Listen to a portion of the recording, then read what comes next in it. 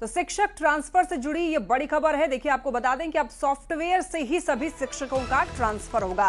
कोई भी ट्रांसफर अब मैनुअली नहीं होगा। बीपीएससी और विशिष्ट शिक्षकों का ट्रांसफर होगा। देखिए, पहले फेज का इसी महीने 30 जनवरी तक लिस्ट जारी करने का लक्ष्य है और सभी जिलों से बारी बारी से विभाग को ऑनलाइन रिक्तियां मिल रही है। कल शाम तक ट्रांसफर को लेकर के शेड्यूल जारी होगा और फरवरी में दूसरे या तीसरे या फिर चौथे फेज का सॉफ्टवेयर से ही ट्रांसफर होगा। सभी फेज के लिए फिर से नई तारीख का ऐलान होगा और फरवरी में आवंटित स्कूल की जानकारी मिलेगी। तो मैट्रिक इंटर परीक्षा के बाद सभी की पोस्टिंग होगी और शिक्षा विभाग में कल महत्वपूर्ण बैठक के बाद नई तिथि की घोषणा होगी। और अब तक सिर्फ 35 कैंसर पीड़ित का ट्रांसफर हुआ है। सॉफ्टवेयर में डाटा फीड करने का काम शुरू हो चुका है। और ज्यादा जानकारी के लिए न्यूज 18 संवाददाता रजनीश हमारे साथ जुड़ रहे हैं।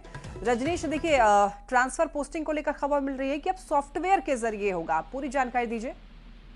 बिल्कुल, देखिए, लंबे समय से बिहार के जो विशिष्ट टीचर हैं या फिर बीपीएससी वाले टीआरई 1, 2 या पुराने टीचर हैं, वो इंतजार कर रहे हैं कि उनका ट्रांसफर कब होगा। इस बीच शेड्यूल जारी भी किए गए थे, लेकिन चूंकि मैन्युअली ट्रांसफर शुरू किया गया था, जिसमें फर्स्ट फेज में जो कैंसर पीड़ित हैं या दिव्यांग हैं या लाचार लोग हैं, उनके लिए शुरुआत की गई थी। 35 ट्रांसफर ही हो सका था। शिक्षा विभाग ने एक रिहर्सल किया था उसमें, लेकिन अब जो फैसला लिया गया है कि अब फिर से सॉफ्टवेयर से अब जो भी ट्रांसफर किए जाएंगे, यानी कल इसको लेकर महत्वपूर्ण बैठक है और इसी महीने में 30 जनवरी तक जो फर्स्ट फेज का जो लिस्ट है वो सॉफ्टवेयर के जरिए जारी होगा। जबकि बाकी जो रिक्तियां हैं कई जिले से मांगी गई है, वो रिक्तियां जो है धीरे धीरे ऑनलाइन ई शिक्षा कोष से डीओ भेज रहे हैं।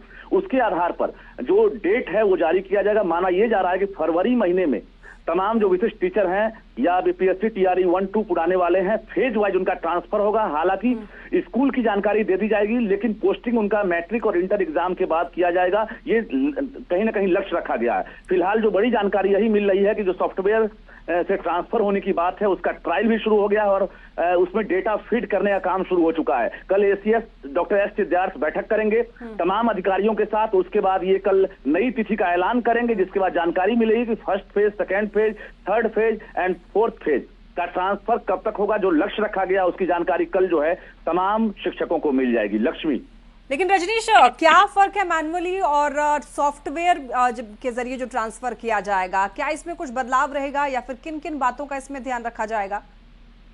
देखिए, डॉक्यूमेंट्स वेरिफिकेशन, चूंकि मेडिकली जो ग्राउंड था उस ग्राउंड को डॉक्यूमेंट्स वेरिफिकेशन करने के लिए मैनुअली जो अधिकारी हैं वो शुरू किए थे, लेकिन चूंकि हजारों की तादाद है ऐसे टीचर्स की, खासकर जो फेज वाइज ट्रांसफर करना है, इसमें लंबा समय लग जाता। लेकिन शिक्षक जो है इंतजार कर रहे हैं। ऐसे में शिक्षा विभाग ने फैसला लिया है कि जो भी ट्रांसफर करेंगे अब सीधे सॉफ्टवेयर से होगा। एक बार में डेटा फीड किया जाएगा और उसके बाद सभी का ट्रांसफर जो है एक तरह से सॉफ्टवेयर के जरिए होगा, ताकि जल्दी से जल्दी ट्रांसफर हो सके और जो चॉइस का जिला है, ऐच्छिक का स्थानांतरण लोगों को मिल सके। और कहीं ना कहीं जो 300 400 किलोमीटर दूर वाले जो शिक्षक हैं जिन्होंने अप्लाई किया है, उनकी जो एक तरह से कहीं ना कहीं चिंता है कि अब ट्रांसफर कब होगा, उनके लिए कल सूचना मिल जाएगी कि आपका ट्रांसफर का डेट क्या होगा और कब से शिक्षा विभाग आपको स्कूल आवंटित करेगा। लक्ष्मी, चलिए, ठीक है, बहुत धन्यवाद आपका इन तमाम जानकारियों के लिए रजनीश। यानी कि पैमाना वही रहेगा, लेकिन जो मोड है वो अब सॉफ्टवेयर के जरिए होगा।